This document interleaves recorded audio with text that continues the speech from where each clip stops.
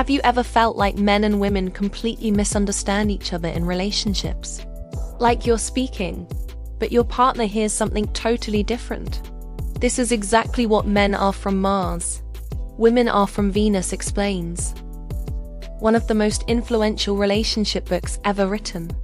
In this video, we'll break down the book chapter by chapter and reveal how men and women think, communicate, and connect differently, and how understanding this can transform your relationships. Have you ever wondered why your partner reacts so differently to situations, even when you think you're on the same page? The book starts with a simple idea. Men and women are emotionally different. Not better or worse, just different. Most relationship problems don't happen because love is missing. They happen because partners misunderstand each other's emotional needs and behaviors. Men tend to focus on solutions and independence.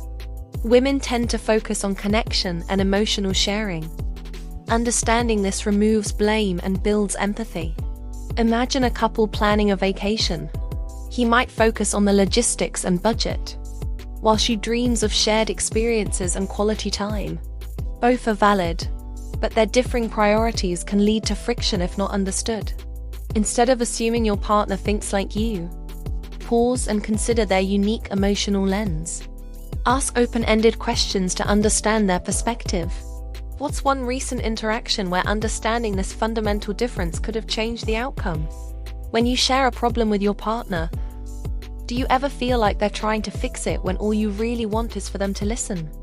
When a woman shares a problem, she usually wants understanding. When a man hears a problem, he wants to fix it. So, she wants empathy. He offers solutions. She feels unheard. He feels unappreciated. The lesson: listening is often more powerful than solving. A wife comes home upset about a bad day at work. Her husband immediately starts listing ways she could handle her boss. She just wanted him to say, "That sounds really frustrating. I'm sorry you went through that." If you're the listener, ask, "Do you want me to just listen? Or are you looking for solutions?" If you're sharing, clearly state, "I just need you to listen right now." How often do you offer solutions when your partner might just need a listening ear? Does your partner ever withdraw into silence when stressed, leaving you feeling shut out? Or do you find yourself needing to talk through every detail? Men handle stress by withdrawing. They go silent, think alone, and return when ready. Women handle stress by talking. They feel better when expressing emotions and being heard. Misunderstanding this creates distance. Women may think, "He doesn't care." Men may think, "She's criticizing me." But both are just coping differently. After a stressful day, he retreats to his workshop or video games. She calls her best friend to vent for an hour. Both are valid coping mechanisms. But if she tries to force him to talk, or he dismisses her need to vent, conflict arises. Respect your partner's coping style. Give him space when he needs to cave, and offer a listening ear without judgment when she needs to talk. How can you better support your partner's natural way of dealing with stress, even if it's different from your own? What truly makes your partner feel loved, valued, and inspired to give their best in their relationship? Men feel motivated when trusted, appreciated, respected. Women feel motivated when cared for, understood, emotionally supported. When partners meet each other's emotional drivers, connection grows naturally. He feels motivated to do chores when she expresses appreciation for his efforts. She feels motivated to be intimate when he shows consistent care and understanding throughout the day. Identify your partner's primary motivators and consciously try to provide them. For men, show trust and respect. For women, offer care and understanding. What small action can you take this week to specifically meet one of your partner's core emotional motivators? Have you ever used a phrase like, "We never talk anymore," and realized your partner took it literally, missing the deeper emotional meaning? Men and women may use the same words, but mean different things emotionally. Example: "We never talk anymore." This isn't literal. It's emotional. It means, "I miss feeling close to you." Understanding feelings behind words prevents conflict. She says, "You never help around the house." He points out the one time he did laundry last week. She's expressing a feeling of being overwhelmed and needing more support, not a literal tally of chores. When your partner makes a sweeping statement, try to hear the underlying emotion rather than debating the literal accuracy.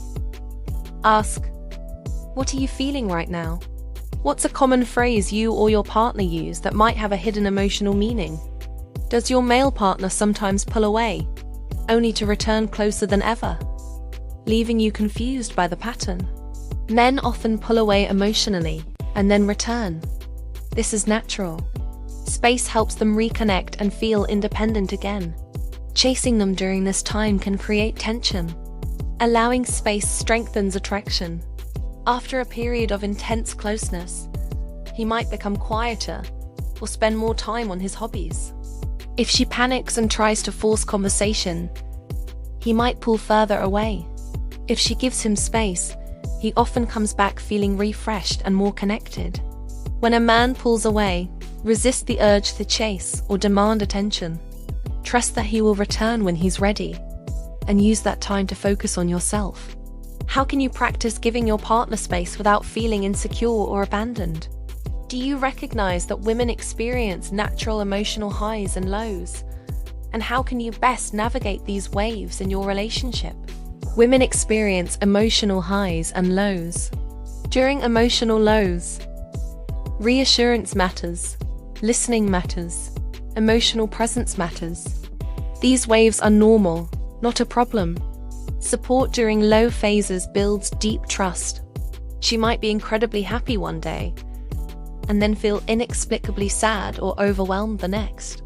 If her partner dismisses her feelings or tries to fix her low mood, she feels invalidated. If he simply listens and offers comfort, she feels loved and understood. For partners of women, understand that emotional lows are not a sign of a problem with you, but a natural cycle. Offer empathy and presence. For women, communicate your needs during these times. How can you create a safe space for emotional lows in your relationship? Allowing feelings to be expressed without judgment. Are you aware of the distinct emotional needs that often drive men and women, and how meeting them can transform your connection? Women often need care, reassurance, emotional connection. Men often need appreciation, trust, respect. Meeting these needs reduces arguments and increases closeness.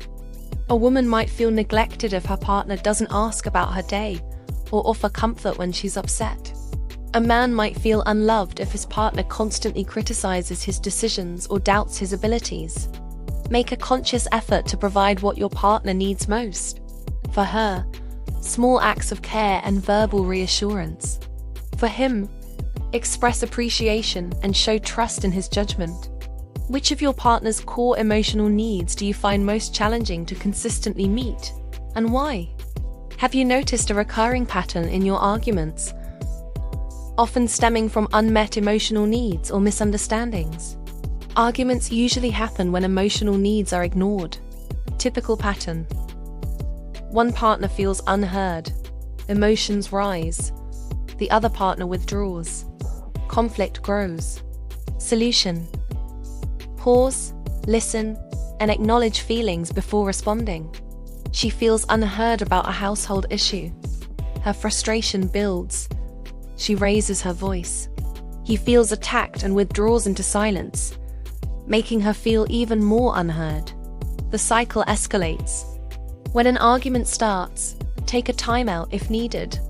Focus on active listening and validating your partner's feelings.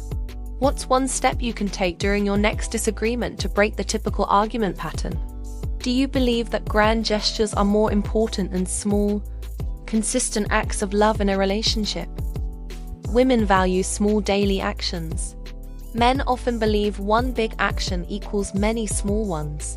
But relationships grow through consistent attention, small gestures, everyday care. Love is built daily, not occasionally. He might think buying her an expensive gift once a year makes up for neglecting small acts of kindness. She, however, feels more loved by him consistently doing the dishes, leaving a sweet note, or listening attentively. Focus on the little things every day.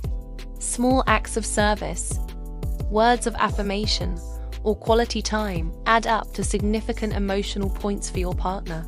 What small, consistent act of love could you start doing for your partner this week? How can you express your difficult feelings to your partner without resorting to blame or criticism, fostering a sense of emotional safety? Healthy communication means no blame, no harsh criticism, clear emotional expression. Speak from feelings, not accusations. This creates emotional safety. Instead of, "You always ignore me when I talk," try, "I feel lonely when I'm speaking and you're looking at your phone." Use I statements to express your feelings. Focus on how you feel and what you need, rather than what your partner did wrong. What's one difficult feeling you've been holding back? And how can you express it using an I statement?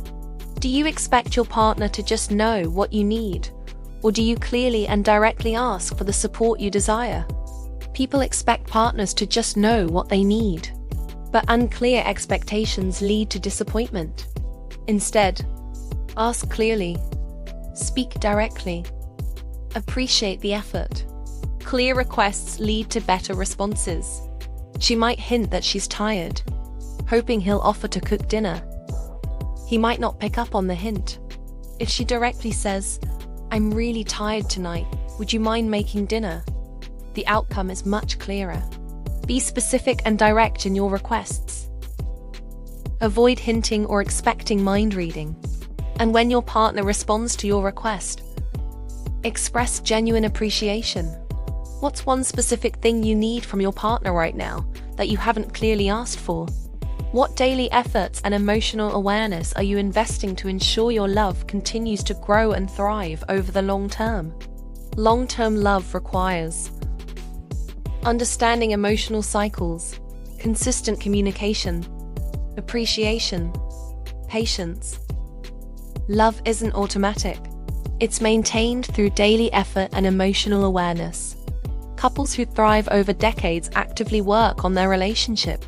They schedule regular check-ins, continue to learn about each other's evolving needs, and make time for connection, even when life gets busy. Treat your relationship like a garden that needs constant tending. Prioritize communication, express gratitude regularly, and be patient with both your partner and yourself through challenges. What's one new habit you can cultivate to actively nurture your relationship and keep the love alive? The biggest lesson from this book is simple. Men and women don't fail in relationships because they don't love each other.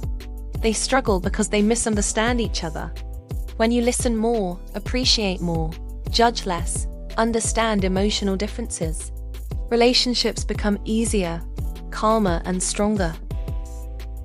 Because love grows when understanding grows. If you want stronger relationships, better communication, and deeper connection, start by understanding emotional differences instead of fighting them. And if you want more videos breaking down the world's best self-help books into practical lessons, subscribe and keep learning.